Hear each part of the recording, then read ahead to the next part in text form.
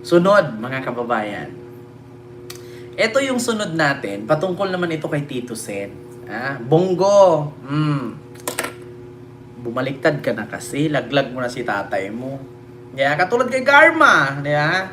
Habang wala pa, salba nyo na. Isa-isa yung mga sarili ninyo. Kanya-kanya na kayong salbahan. Wait lang po ha, mga kababayan. Kanya-kanya na kay salbahan. Di ba? Susunod, mga kababayan, dito tayo kay Tito Sen. Kay Tito Sen, mga kababayan, kinasuhan siya ngayon ng direct contempt, indirect contempt nitong grupo na naman. Yung grupo na naman ni Topacio, ni Katibinag, ni Respicio, at ng iilan pang personalidad. Kasi mga kababayan, binaboy daw or binastos daw ni Tito Sen ang desisyon ng Supreme Court sa deklarang unconstitutional ang impeachment ni Sara. Kasi kung naalala ninyo mga kababayan, sabi kasi ni Tito Sen, baguhin na natin ang konstitusyon. Mag-ano na tayo ng charter change. Sir Danilo Manuel, hello po sa iyo dyan, sir. Ma'am Helen Lee, ayan. So ngayon mga kababayan, ito po yung balita. Ipakita ko po sa inyo ha. Nako, mga kababayan, finaila ng indirect contempt. No, nitong mga nag-file ng impeachment ni PBBM nung nakaraang linggo na hindi naman tinanggap, ito na ang ginawa nila ngayon. Tinawag na nuisance at publicity stunt lang ni Senate President Tito Soto ang petisyong inihaing indirect contempt petition laban sa kanya kaugnay ng kanyang mga pahayag sa impeachment ni Vice President Sara Duterte. Ayon sa senador, protektado ng freedom of speech ang kanyang mga opinyon. Tama. Alamin ang detalye sa Agenda Weekend Report Hindi ni naman siya Ryan nagbanta. Reloban ng Abante. Tinawag ni Senate President Vicente Tito Soto III na isang publicity stunt ang inihain na petition for indirect contempt laban sa kanya ng ilang abogado sa Korte Suprema. Ayon sa isang petitioners na si Attorney Ferdinand Topacio, inihain nila ang nasabing petisyon dahil sa pagbatikos nito sa ruling ng Korte Suprema na nagdeklarang labag sa saligang batas ang impeachment proceedings laban kay Vice President Sara Duterte. Anya sumobra umano ang Pangulo ng Senado sa kanyang mga naging pahayag. Kaya nga kung equal hindi mo pwedeng sabihin na mas magaling ka. Oo, na mas magaling ka kung equal. Kayo ay may ginawa kayo sa impeachment. May dumulog sa Korte Suprema. Sinabi ng Korte Suprema, excuse me, mali yung ginawa ninyo in the exercise of its duties. Dapat po yung galangin. Tayo, parang bata tayo Pag hindi natin nakukuha yung gusto natin, nagdadabog tayo, napipikot tayo. Hindi po dapat ganon ang Senate President. Pero sa inilabas na pahayag ni SP Soto, tahasan niyang sinabi na walang sapat na batayan ang naturang petisyon. Anya ang simpleng pagpapahayag ng hindi pagsang-ayon o pagbatikos sa desisyon ng korte ay hindi maituturing na indirect contempt at dapat bilang abogado, alam daw dapat yon ni Atty. Topacio. Pagdidiin pa ni Soto, malinaw sa Rule 71 ng Rules of Court na ang indirect contempt ay tumutukoy lamang sa aktual na humahadlang o nagpapababa sa administrasyon ng hustisya. Dagdag pa ni SP Soto, ang kanyang mga pahayag ay protektado ng freedom of speech sa ilalim ng Article 3, Section 4 ng 1987 Constitution. Na which is mga kababayan, totoo naman talaga, protektado pa ng freedom of speech ang ginawa ni Tito Sen. Kasi ganito mga kababayan, halata naman sila ang pikon kay Tito Sen. Kaya nga, di ba Juanito Roque? Ganito po kasi yan. Hindi po itong mga nag-file kay Tito Sen ng indirect contempt, hindi po sila galit or na-offend doon sa mga binitawang salita ni Tito Sen. Kasi bakit? Marami po na mga nagre-react na mga abogado at mga retired justices na ganun din ang reaksyon katulad kay Tito Sen. Bakit si Tito Sen lang? So ganito po yan mga kababayan. Hindi po tayo bata na kailangan ng civil. Mga matanda na tayo. Alam natin ang rason kung bakit si Tito Sen lang ang tinarget nila. Ganito, bakit si Antonio Carpio? nag-react din naman din. Oh. Tapos yung mga dating justices na mga retiro, nag-react din naman. Si attorney Mel Santamaria, nag-react din. Oh, maraming abogado ang nagre-react na hindi ganon ang proseso dapat ni Leonin. So bakit si Tito Sen lang ang pinag-initan nila? Kasi ganito po yan mga kababayan. Gusto nyong malaman?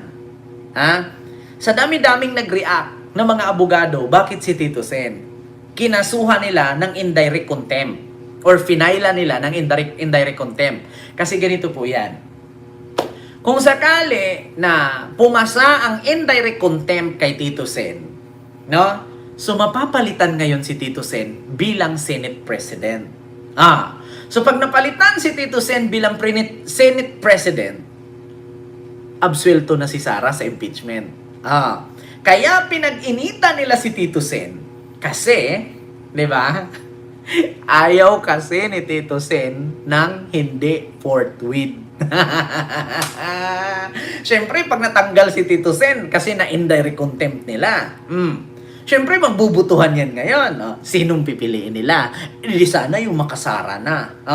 Pag makasara, yung forthwith, ma-archive na naman. Ang problema mga kababayan, si Tito Sen, handang-handa. Ayan na. Tapos tanong ko lang ngayon. Alam ni Tito Sen kung sino-sino yung mga nag-file sa kanya ng indirect contempt. Bakit nga ba ginaganyan siya? Halos lahat po yan, tuta ni Sara. So alam na ni Tito Sen na hindi dahil sa reaksyon niya, kundi gusto siyang ipatanggal para ma-archive ang impeachment ni Sara. Do you think, Topacio, do you think itong hakbang ninyo nakakatulong kay Sara? Hindi. Mas lalong pag-iinitan ni Tito Sen yung idol ninyong gala. Di ba? Ay nako, mga kababayan. Mas lalong pag-iinitan ni Tito Sen yan. Maniwala kayo sa akin. Like po tayo, mga kababayan. No? Like. Sa mga hindi pa nakapag-like, nakalimutan nyo po. Like po tayo. Nako, mga kababayan. Hindi po sa rason na nag-react si Tito. Kasi ang sabi kasi ni Tito Sen, mga kababayan, palitan na natin yung konstitusyon. Baguhin na natin. Kasi mag-antay pa tayo ng ilang dekada bago mapalitan itong mga justices So kung ganito lang yan, parang hindi maganda. Hindi po tama ang ginagawa. Hindi po yun yung rason kung bakit sila nag-file ng indirect contempt. Ang rason dyan, gusto nilang tanggalin si Tito Sen para pag napalitan, tapos pro Duterte na Senate President, gagayahin na naman katulad kay Chis Escudero. Ang salitang forthwith, sa madaling salita, immediately, hindi magawa-gawa. Ngayon, kung hindi ma-indirect contempt si Tito Sen, palpak ka na naman, Topacio. Napalpak na nga yung impeachment complaint ninyo kay PBBM, hindi tinanggap Ayan na, mga kababayan. Alam nyo, mas lalo lang pinahamak ninyo si Sara. Alam kasi ito mga kababayan, si Tito Sen hindi siya tanga. Hindi siya tanga na hindi niya alam kung sino yung mga nag-file ng complaint laban sa kanya. Yan yung mga nakikita lagi doon sa PDP headquarters sa Santa Mesa. Sumasayaw pa nga yan ng hi-ho, hi-ho, hi-ho, hi-ho, hi. Naalala ninyo doon sa headquarters ng PDP laban sa Santa Mesa nung nagparty-party sila? Lahat po yan, mga PDP. Alam ni Tito Sen yan. So, yung nag-file sa kanya ng indirect contempt, utos ni Sara yan. Tigil-tigilan nyo nga ako, mga kababayan. Utos ni Sara yan. So, ngayon, ang mangyari dyan, kung tatalab. Kung hindi tatalab, palpa ka na naman. Sayang lang ang pondo sa'yo Sayang lang ang pondo sa iyo, Nano. Nano, sayang lang yung pondo sa iyo. Ay, bansot pala sa yung best friend ni Attorney Larry Gadon. Kabadong-kabado na si Sara. Takot na. Kasi bakit? Ano bang sabi ni Tito Sen? Ito mga kababayan. Pakinggan ninyo yung sinabi ni Tito Sen. Tito Sen ready na sa impeachment. Ala. Kaya po mga kababayan, gustong-gusto nila. Sabi ni Sir Danilo Manuel. Always ready. Kasi part of our job yun eh. Kaya nga, di ba, sir? Sa rules namin yan. Ito. Meron din kaming approved rules of impeachment dati. It's still there, it's standing. All we have to do is ratify it again if ever we receive any articles of impeachment. Okay? Para sa I'm concerned naman, I am being briefed by some justices friends because I would want to concentrate on how to be the presiding officer of an impeachment court pagdating sa rules of evidence at saka sa rules on criminal procedures. Diba? The Senate is always ready. Kasi Pakinggan ninyo mga kababayan. The Senate is always ready. Ayan the Senate is always ready. Kasi part of our job yun eh. Kasama sa rules namin yan. Meron din kaming approved rules of impeachment dati. It's still there, it's standing. All we have to do is ratify it again if ever we receive any articles of impeachment. Okay? Para sa I'm concerned naman, I am being briefed by some justices friends because I would want to concentrate on how to be the presiding officer of an impeachment court. Nako. Binibriefing na pala si Tito Sen ng kanyang mga kaibigang justices. Na ang sabi, kasi sila kasi yung tatayo mga kababayan na parang korte dyan sa impeachment na yan. Kung sakali man daw na may iabot sa kanila na isang articles of impeachment ni Sara galing sa Congress, so automatic yan forthwith ni Tito Sen. Tapos tinuruan na daw siya ng mga justices na kaibigan niya, binibriefing na siya kung paano tatayo bilang may tawag sa kanila mga kababayan, nung tawag sa kanila dyan sa gagawin nilang magsuot sila nung brown na robe ba yun? No? Para sila yung tatayong korte, no? Trial court dyan sa impeachment. Kumbaga, sila yung tatayong, may tawag kung anong tawag sa kanila dyan. Sila yung tatayong hukom, no? Dyan sa impeachment na yan. So, once na ituloy ni Tito Sen yan, kakalkalin talaga isa-isa yan. Sabi nga ni Senator Trillanes, game changer yan. Kapag ka ipinatuloy, di ba? Kapag ka ipinatuloy ng Senate President, tinanggap niya ang articles of impeachment mula sa Congress. Halimbawa, kung naalala ninyo, nung nakaraang linggo, tinatalakay, di ba? Tinatalakay ng Congress itong impeachment ni PBBM. Tapos binasura nga.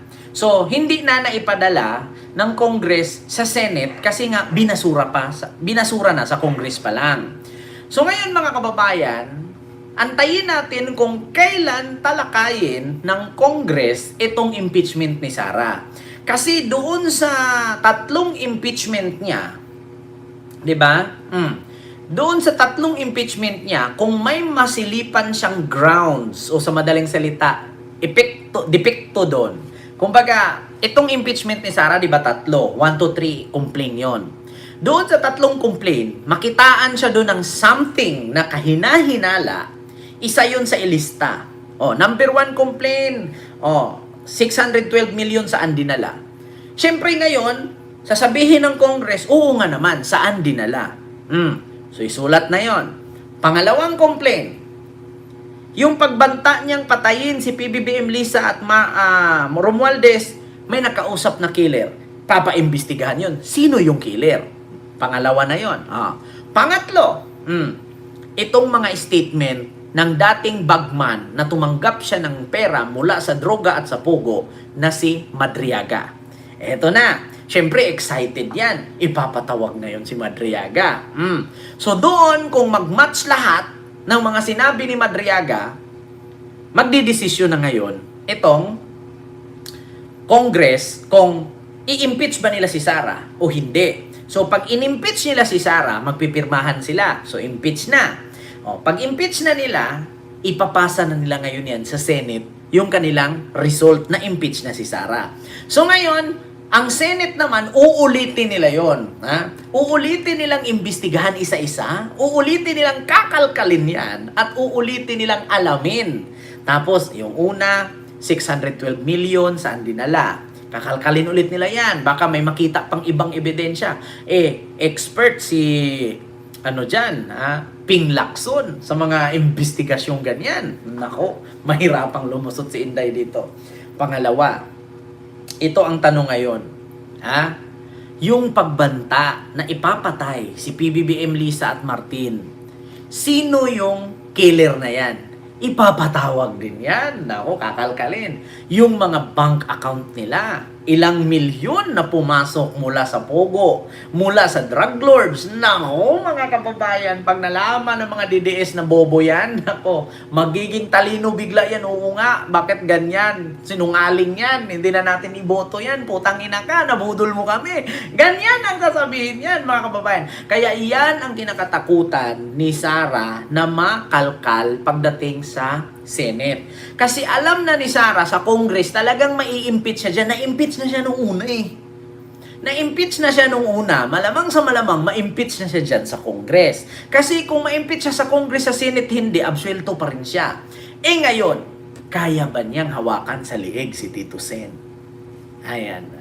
Pag kinalkal isa-isa yan ngayon, putang ina, mumurahin at isusuka ka ng mga DDS, Sara. Maniwala ka sa akin. Pag nalaman ng mga bobo at mga putang inang tanga na DDS na supporter mo yung kabulastugan ninyo, pagka hiniring na yan sa Senate, talagang sasabihin nila, tama nga si PBBM, tama nga si Sharon Cuneta, mali your BP choice. Mahuhubaran ka na dyan, Sara. Kaya yung ginawa ninyong indirect contempt kay Tito Sen, tatandaan ni Tito Sen yan. May impeach ka talaga, maniwala ka sa akin. Dapat nga mahalinin nyo yan Pero ang ginawa nyo, pinag-initan nyo Di ba? Hindi madadaan sa dahas yung ginagawa. Si Tito Sen, hindi madadaan sa dahas yan. Dapat nga pag mga ganyan, lapitan ninyo, suhulan ninyo. Kapag ganyan, bayaran nyo, ito 500 million. Manahimik ka na lang, Tito Sen, sabihin mo may sakit ka, mag-abroad ka muna. Para hindi matuloy itong impeachment. Wala umpisa pala, wala pa nga yung impeachment. Hindi pa na-trial sa Kongreso Pinag-initan nyo na. Talagang pag-iinitan kayo dyan. Maniwala kayo sa akin, mga kababayan. Ay nako, talaga. Dapat tanggalin ang Supreme Court tuta ni Dutae. Wala na, Ma'am Jocelyn Andrade. Ganito yan, sa mga nagtatanong, paano pala yan, Ken, kung ma-impeach si Sara sa Senate? So, dadalhin pa ba yan sa Korte Suprema? Ganito po kasi mga kababayan, dadalhin pa po siya sa Supreme Court. Ang resulta ng Congress, impeach siya. Tapos, ang resulta ng Senate, impeach siya. Wala nang takas ang Korte Suprema dyan. So, kapag kinontra pa ng Korte, yung diniklarang impeach ng Congress at impeach ng Senate si Sara, tapos kinunta ng Congress, may possibility na ang tawag dito, hindi, kung inimpeach siya sa Congress, inimpeach siya sa Senate, tapos kinontra ng Supreme Court, may possibility na ang Congress at Senate magsanib puwersa, ipapa-impeach nila itong mga tauhan sa Supreme Court. Kasi sila na mismo kinontra Kasi di ba ang sabi, Supreme Court pa rin daw ang masusunod. Oo nga, Supreme Court pa rin ang masusunod.